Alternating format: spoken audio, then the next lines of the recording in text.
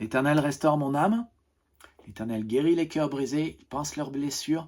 Nous sommes dans une série de vidéos pour vous réparer. Sachez, je le redis, que Dieu veut que vous ayez tout ce qu'il faut, que vous vous sentiez bien, que vous ayez bien dans la tête, que vous allez bien dans le cœur, que vous allez bien avec vos mains et vos pieds et que vous preniez les bonnes décisions qui vous apportent du bien-être. Tout ce que Dieu a prévu pour vous, c'est de vous restaurer. Si vous aimeriez, est-ce que vous aimeriez être restauré? Alors, nous avons abordé le premier point qui est que ce qui nous blesse souvent, ce sont nos rancœurs et notre ressentiment, les choses que les gens nous font.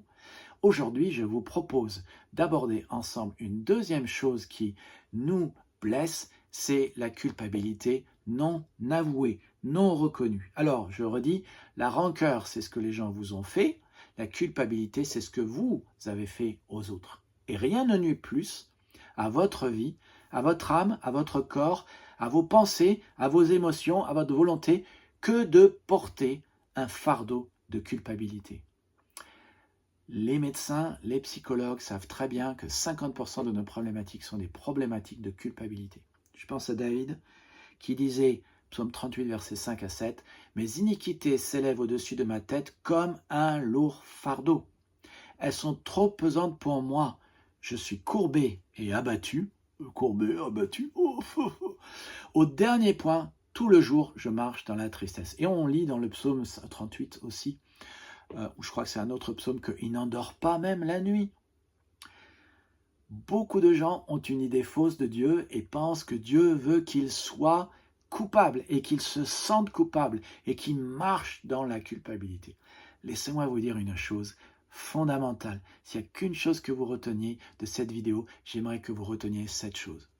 Si Dieu aimait que vous portiez de la culpabilité et que vous vous sentiez coupable, il n'aurait pas envoyé son Fils Jésus-Christ mourir pour vos péchés, pour enlever votre péché et vous réconcilier avec lui et vous offrir le pardon et vous décharger de votre culpabilité. Oh non, non, non, non, non, non, il n'aurait pas fait ça. Il n'aurait même pas envoyé son Fils en fait. Comme ça, vous aurez pu vous sentir coupable toute votre vie. Mais Dieu ne veut pas cela. Il veut vous donner ce dont vous avez besoin, ce qui est le mieux pour vous. Et donc, vous ne devriez jamais porter plus de culpabilité que pendant 5 secondes. Le temps de prendre conscience de ce que c'est mal et de dire au Seigneur « pardon » et de ne pas recommencer. Vous ne pouvez pas avancer dans la vie si vous avez un sac à dos avec 50 kilos de culpabilité dedans. Vous ne pouvez pas. Vous avez juste besoin de laisser tomber votre sac à dos. Alors, nous avons un problème régulièrement avec la culpabilité parce que nous ne faisons pas toujours ce qui est juste. C'est vrai, on le sait très bien. Dieu nous dit, tu aimeras le Seigneur ton Dieu de tout ton cœur, de toute ton âme, de toute ta pensée. On sait très bien qu'on n'y arrive pas toujours. Dieu nous dit, tu aimeras ton prochain comme toi-même, mais nous faisons du mal aux autres et pas toujours le bien que nous devrions faire. La vérité, c'est que nous sommes égoïstes. Et je ne sais pas si tu es pareil, mais pourquoi est-ce que nous disons souvent les choses les plus abjectes et méchantes aux gens que nous aimons le plus? Tu as déjà réfléchi à ça? Ça t'arrive aussi? Parce que tu veux ce que tu veux, quand tu le veux, et ton conjoint aussi, alors naturellement, ça va causer des problèmes, des blessures et de la culpabilité. Deux personnes imparfaites mises ensemble feront une relation imparfaite avec des blessures et de la culpabilité. Bon. Deuxième raison pour laquelle nous avons de la culpabilité, c'est que nous fuyons notre propre conscience. Proverbe 20, 27 nous parle de la conscience et dit « Le souffle de l'homme est une lampe de l'Éternel. Il pénètre jusqu'au fond des entrailles. » Eh bien, si je puis dire, la conscience, c'est une sorte de sentinelle qui nous éclaire sur les choses à faire et pas faire, que Dieu a mis en nous. Et vous pouvez cacher un tas de choses à vos amis, mais vous ne pouvez rien cacher à Dieu et vous ne pouvez rien cacher à votre conscience. Et si vous le faites, cela va vous ronger de l'intérieur et cela va vous détruire. Psaume 32, versets 3 à 4 dit « Tant que je me suis tu, mes os se consumaient. Je gémissais toute la journée, car nuit et jour ta main s'apesantissait sur moi. Ma vigueur n'était plus que sécheresse comme celle de l'été. Si vous ne confessez pas votre péché à Dieu, il ne vous pardonnera pas. Et s'il ne vous pardonne pas, vous allez vous détruire de l'intérieur. » Alors, que faire? de votre culpabilité? Eh bien, la réponse est la même chose que la rancune.